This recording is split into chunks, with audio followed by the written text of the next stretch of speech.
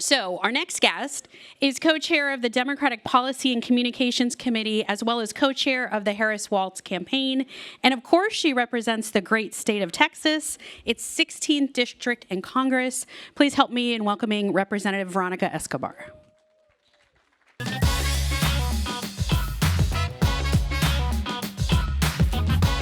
Thank you. Welcome. Welcome, Hey, to everybody. You can Good say to see hey you back. all. Hello. Thank you for being here. My pleasure. So you were the first woman elected to represent your district and the first of two Latinas to represent Texas in Congress. So I just wanted to start by asking how personally you were feeling about Kamala Harris being the first Black and Asian American woman to head a presidential ticket. Well, first, great to be here. Thank you for the opportunity. I'm feeling the way that all other Democrats are feeling, like super excited, joyful about the fact that a woman and a woman of color is being elevated on the national stage this way, that people are excited and supportive, just really over the moon. So let's talk about that enthusiasm, right? Because as we were just talking about, we're seeing this surge in enthusiasm reflected in the polling.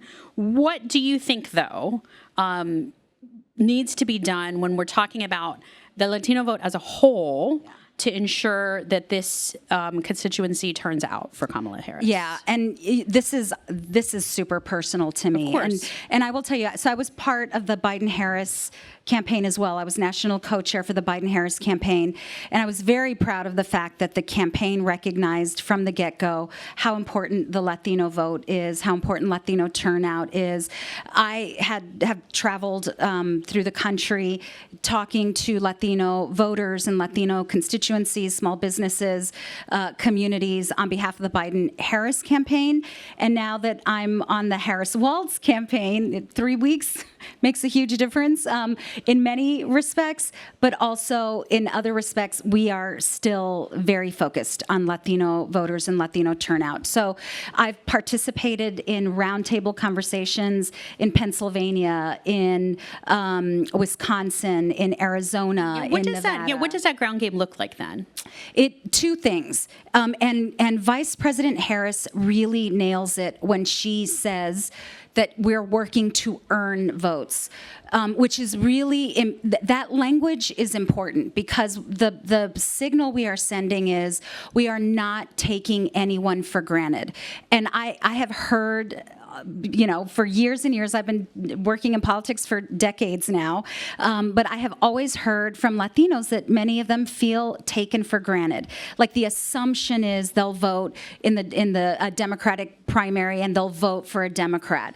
We are not making assumptions. We are not taking the community for granted, and we're doing a lot of listening and engaging in addition to the ground game of knocking on doors. So the example that I provided, like roundtable conversations that I've had with Latino small businesses, which have benefited significantly during the Biden-Harris administration, especially Latinas who have opened up small businesses at historic rates. So talking with them about what we've done, because to be perfectly honest, a lot of Americans still don't realize that a lot of the good stuff that's been coming their way and in communities of theirs, that it came from Democratic majorities and a Democratic White House. So, providing information, but also doing a lot of listening and engaging and not taking anyone for granted. You have been vocal from the beginning about calling for a ceasefire in Gaza. What do you think having Harris at the top of the ticket, how does that change that? Well, I will tell you that, like with any... And in particular for voters as well, of yeah, course. Yeah. I think that the opportunity for a refresh is important because the way that the vice president has spoken about Palestinian lives and the impact that the way that Netanyahu has executed this war in Gaza, by calling it for what it is, horrific, is very meaningful. I know that different constituencies want to hear different things, and in many respects, she is a part of the administration that has, engaged with Israel in a very specific way that has elicited, obviously, very specific responses depending on the various groups. But she is her own person. And although she was a part, and still is a part of the Biden-Harris administration, she's going to forge her own path. And I think we're going to hear more about that in the coming weeks. Another top issue, of course, has been the border. Can I ask how you feel when lawmakers from outside Texas come to your district, or even when President Biden has said, let's shut down the border? Yeah. The border is super complex, and the challenge for many elected officials is trying to talk about that complexity in a quick soundbite, which you can't do. You can't do. You can't shut down the border. And I had a real, I spoke with the White House after the president talked about the border that way. You can't. The border is a dynamic place. We rely on our neighbor in, Mexico. And what do you say, what did you say to the White House about the economic implications of that for your home district and surrounding districts? And, and I think part of the issue is interpreting what people mean to say. Like when I had the conversation with the White House, I just reminded them, we do depend significantly on cross-border trade. Our communities are inextricably linked. There's the old saying, so across the border from El Paso is Ciudad Juarez, and there's the old saying, when El Paso sneezes, Ciudad Juarez catches a cold, and vice versa. That's how close we are. And I will tell you, President Biden knows that. Vice President Harris knows that. This has been a really challenging moment in America because Congress has failed for decades to reform our outdated immigration laws.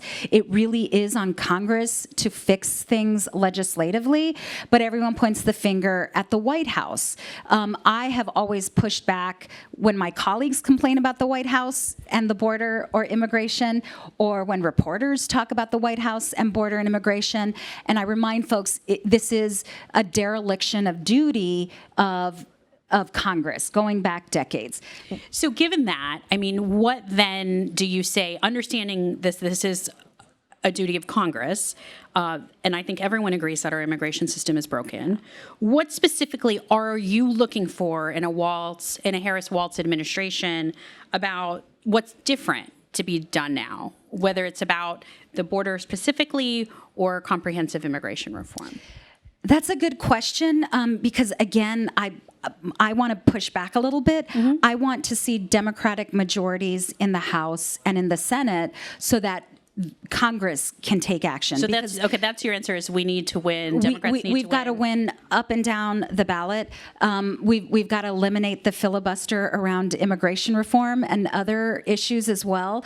The fact of the matter is the way that we're going to do this will be in a bipartisan way. It has to be, especially given what may or may not happen in the Senate.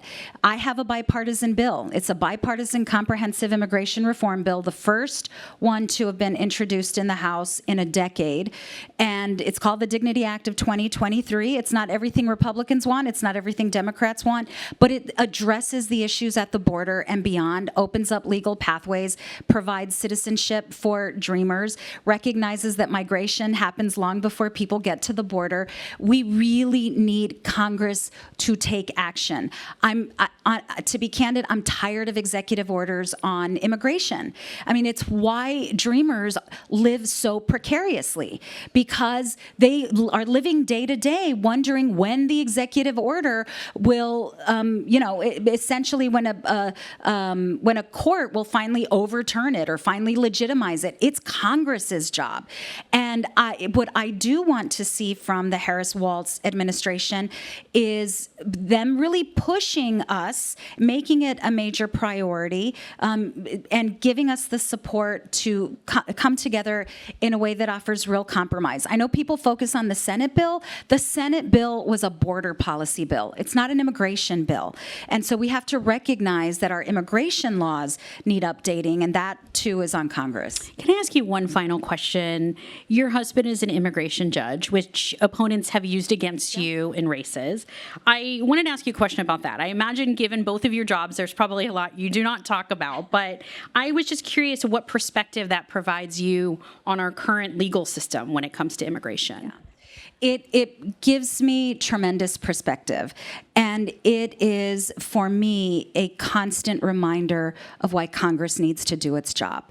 There are innumerable people who are caught up in what is a law that is so Byzantine that it just doesn't even make sense. In America, we have 8 million unfilled jobs today.